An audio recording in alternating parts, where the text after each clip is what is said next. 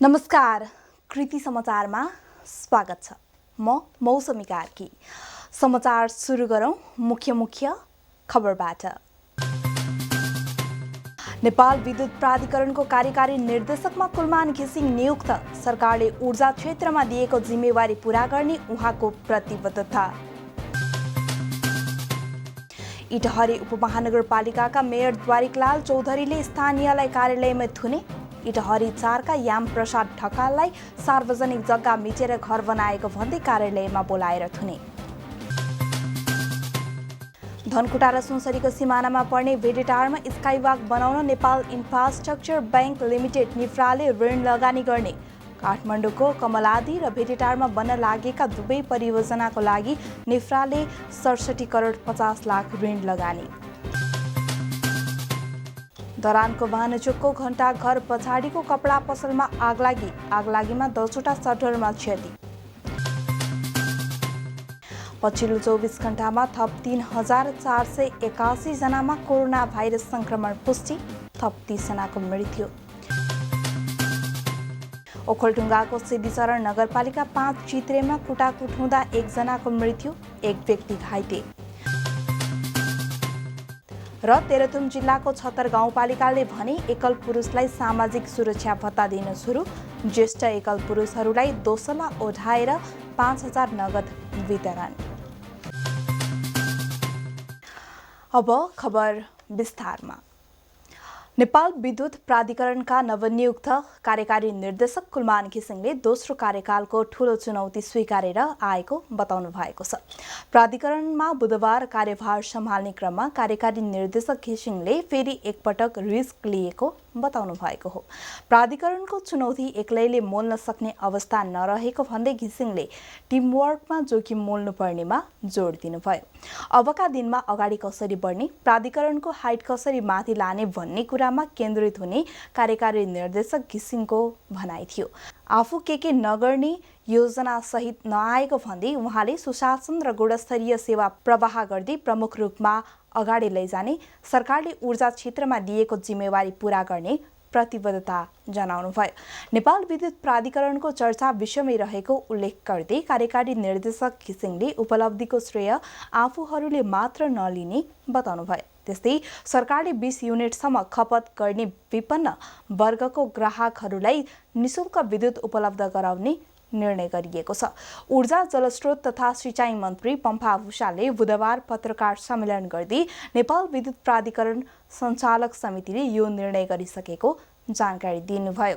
यसअनुसार महिनामा 20 युनिट मात्रै खपत गर्ने ग्राहकले 30 रुपैयाँको डिमान्ड शुल्क मात्रै तिर्दा हुनेछ। मन्त्री भूषालले विपन्न स्तरका जनतालाई राहत दिने गरी यस्तो निर्णय भएको बताउनु भएको छ। मन्त्री भूषालले स्यालो ट्युबवेल, सीमान्तकृत र साना कृषकहरूको जीवनस्तर उठाउने माध्यम भएकोले विद्युत बढी माग हुने समयमा महसुलमा 80 र अन्य समयमा पूर्ण रूपमा छुट दिने घोषणा पनि गर्नुभएको छ। इटहरी उपमहानगरपालिकाका मेयर द्वारिकलाल चौधरीले स्थानीयलाई कार्यालयमै थुनेका छन्। इटहरी 4 का याम प्रसाद ढकाललाई कार्यालयमा बोलाएर थुनेका हुन्। सार्वजनिक जग्गा मिचेर घर बनाएको भन्दै नगर प्रहरी लगाएर कार्यालय बोलाएका थिए। कार्यालयमा पुगेपछि घर भत्काउनु पर्यो भन्दै धम्की दिएका मेयर चौधरीले थुनेर भागेको ढकालले बताए। आफू घर भत्काउन नसक्ने प्रतिक्रिया दिएपछि बाहिरबाट चुकुल लगाएर मेयर गाडी चढेर हिँडेको उनको भनाइ छ। मंगलबार मात्र इटहरी 13 मा निर्माणाधीन रिजोर्टको पर्खाल भत्काएका छन्। सार्वजनिक जग्गा मिच्न नपाउने भन्दै उनले आक्रामक शैली अपनाएका हुन्। धनकुटा र सुनसरीको सिमानामा पर्ने भेटेटारमा स्काईवॉक बनाउन नेपाल इन्फ्रास्ट्रक्चर बैंक लिमिटेड निफ्राले ऋण लगानी गर्ने भएको छ। वन्डर्स ग्रुपले निर्माण गर्न लागेको स्काईवॉक टावर परियोजनामा ऋण लगानी गर्ने भएको हो। परियोजनामा अध्यक्ष आकर्षण पोखरेल र बैंकका प्रमुख कार्यकारी अधिकृत रामकृष्ण खतिवडाले सोमबार सम्झौतामा हस्ताक्षर गरेका हुन्। काठमाडौँको कमलादी र भेटेटारमा बन्न लागेको दुवै परियोजनाको लागि निफ्राले 67 करोड 50 लाख ऋण लगानीमा गर्ने भएको छ। वन्डर्स ग्रुपले काठमाडौँमा निर्माण गर्ने भनिएको स्काईवॉकमा जम्मा 1 अर्ब लगानी हुने भएको छ। 78 मिटर उचाइको टावरमा रेस्टुरेन्ट, योगशाला लगायत मनोरम वातावरण अवलोकनको व्यवस्था हुनेछ। सोही ग्रुप अन्तर्गत wonders amusement park and attraction प्रणालीले भेटेटारमा निर्माण अगाडि बढाएको परियोजनामा 20 करोड लगानी हुने अनुमान गरिएको छ। सार्वजनिक निजी साझेदारी अवधारणा अनुरूप निर्माण हुन लागेको सो परियोजनाले प्रदेश 1 को पर्यटन प्रवर्धनमा महत्त्वपूर्ण भूमिका निर्वाह गर्ने विश्वास लिएको छ। नेपालकै पहिलो र नमुना परियोजना भएकोले पर्यटन क्षेत्रमा कोसीढुङ्गा साबित हुने लगानीकर्ता सुनिल भूषालले बताउनुभयो। सिसामा हिँडेर मनोरम वातावरणको अवलोकन गर्न पाउनु पर्यटकको लागि नयाँ अवसर भएको उहाँको भनाइ थियो। भेटेटार आफैमा पर्यटकीय क्षेत्र पनि भएकाले यस परियोजनाले झनै सुनमा सुगन्ध थप्ने उहाँको विश्वास छ। परियोजनाको कारण पूर्वी नेपालका मात्र नभएर भारतको बिहार र सिक्किमका पर्यटकको आगमन बढ्ने उहाँको भनाइ छ। धरानको भानेचोकको घण्टा घर पछाडिको कपडा पसलमा हिजो राति आगलागी हुँदा लाखौंको क्षति भएको छ। भूपेन्द्र परालीको घरमा रहेको सटर मध्ये 6 नम्बर सटरबाट आगलागी सुरु भएको धरान 2 का समाजसेवी रमेश राईले बताउनुभयो। उहाँका अनुसार 6 वटा सटर पूर्ण रूपमा क्षति भएको छ भने थप 4 वटा सटरमा आंशिक क्षति भएको छ। उहाँका अनुसार कपिला श्रेष्ठ, शशिकला श्रेष्ठ लगायतको रेडिमेड पसल पूर्ण रूपमा क्षति भएको छ। आगो करिब 7:30 बजेदेखि लाग्न सुरु भएको थियो भने धरान उपमहानगरपालिकाको दमकलले आगो करिब 1 घण्टा पछाडि नियन्त्रणमा लिएको थियो। इन्भर्टरको वायर सर्ट भई आगलागी भएको हुन सक्ने प्रहरीले अनुमान गरेको छ। सबै पसल बन्द गरेर हिँडे पश्चात आगलागी भएकाले पनि क्षतिको पूर्ण विवरण आइन सकेको प्रहरीले जनाएको छ।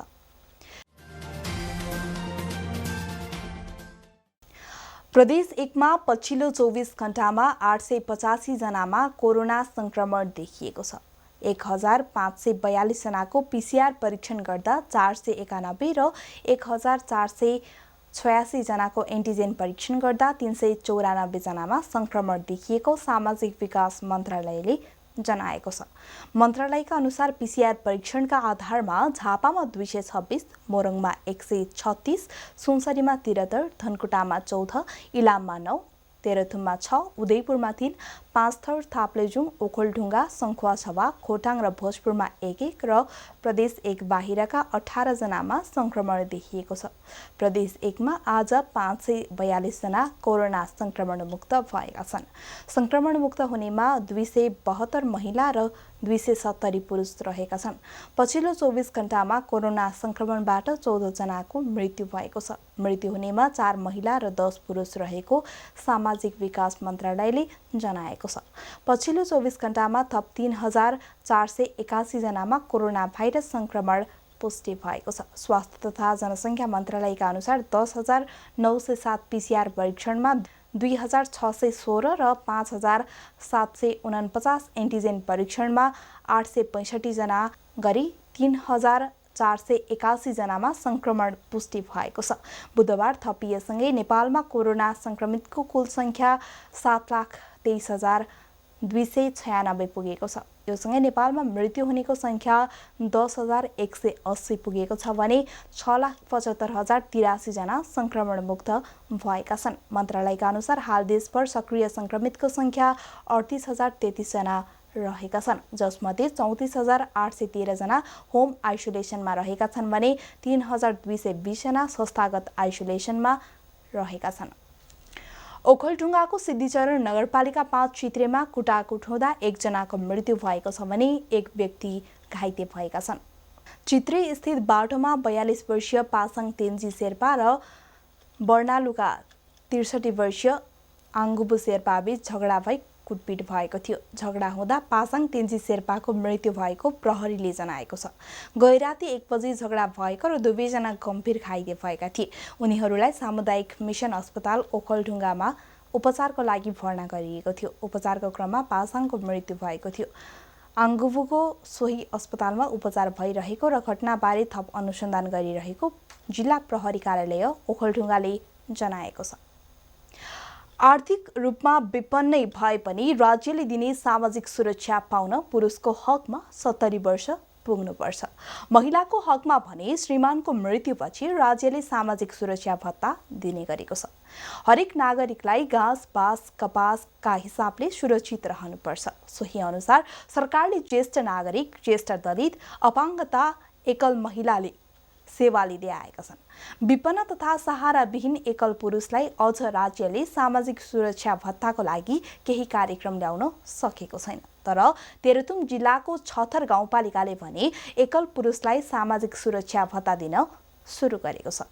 गाउँपालिकाले नीति तथा कार्यक्रममा नै समावेश गरी एकल पुरुषलाई भत्ता दिन सुरु गरेको हो। एकल पुरुषहरूले थोरै भए पनि भत्ता पाउँदा स्थानीय सरकारप्रति खुसी व्यक्त गरेका छन्। स्थानीय सरकारले यो एकल पुरुषलाई हामीलाई थोरै भए पनि महसुस लाग्यो। हामीलाई पैसा त्यसरी दिनुभयो। हामी एकल पुरुषलाई धेरै धेरै खुसी लाग्यो। गाउँपालिकाले 60 देखि 70 वर्ष उमेरका ज्येष्ठ एकल पुरुषहरूको तथ्याङ्क सङ्कलन गरी भत्ता दिन सुरु गरेको हो। गाउँपालिकाको हरेक वडाहरूमा नै पुगेर भत्ता वितरण गरेको हो। विभिन्न कारणले श्रीमतीको मृत्यु भएको र आर्थिक अवस्थालाई मध्यनजर गरी भत्ता वितरण गरेको सामाजिक सुरक्षा तथा पञ्जीकरण शाखा प्रमुख रोशन कार्कीको भनाइ छ। विभिन्न कारणले श्रीमतीको मृत्यु भएको अवस्था र सकेसम्म परिवारमा एकल बसोबास गरिरहेको र अत्यन्त न्यून आर्थिक अवस्था भएकोलाई प्राथमिकीकरण गर्ने र सङ्ख्याको आधारमा त्यस्ता चाहिँ सबै हाम्रो छतर गाउँपालिकाको 6वटै वडाहरूमा त्यस्तो ज्येष्ठ नागरिक एकल पुरुषहरूलाई चाहिँ लाभग्राही मानेर भत्ता वितरण गर्ने। ज्येष्ठ एकल पुरुषहरूलाई दोसला उठाएर 5,000 नगद वितरण गरिएको छ। लोकप्रियताको लागि नभई राज्य भएको प्रत्याभूति दिने उद्देश्यले यो कार्यक्रम ल्याइएको गाउँपालिकाका अध्यक्ष सन्तोष तिगेलाले बताउनुभयो। कुनै लोकप्रियताको हिसाबले कार्यक्रम अगाडि बढाएको होइन, कुनै एउटा अरू अपेक्षाको हिसाबले यो कार्यक्रम अगाडि बढाएको होइन।